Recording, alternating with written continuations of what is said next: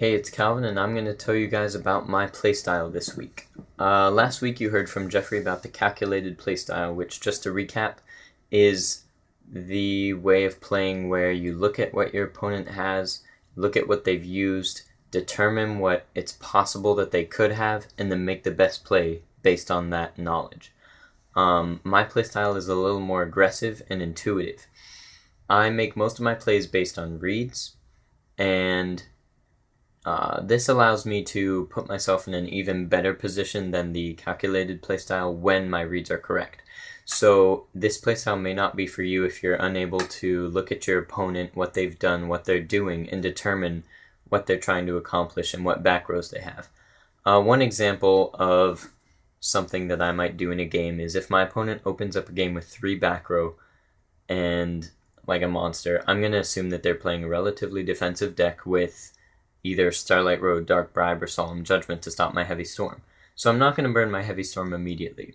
Rather than go ahead and waste that out and give them the possibility of a Stardust, I'm going to first turn summon something that could be bottomless or that would be a big enough threat for them to warning while retaining something in my hand for later.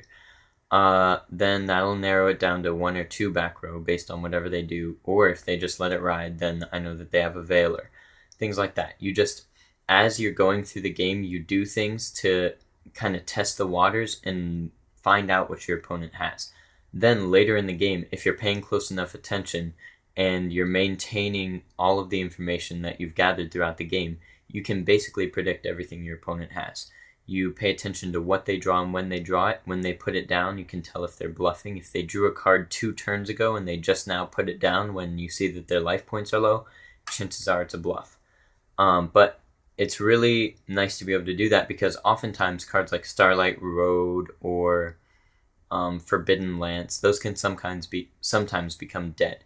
And when they're dead, you know that you can make a push.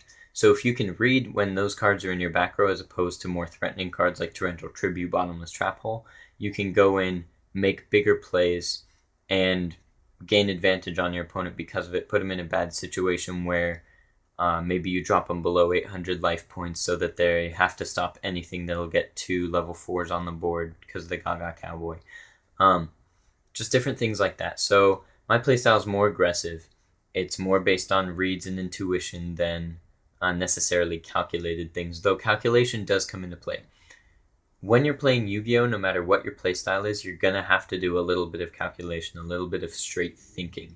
Your opponent has 40 to 60 cards in their deck, and you need to go through their graveyard, see what they've already used, kind of determine what it's likely that they have. That's always the first layer, and then I take it to the next layer, which is the reads. So first is always calculation, second is reads, and then third is making the play based on all that information. I should probably talk about some decks that fit this playstyle.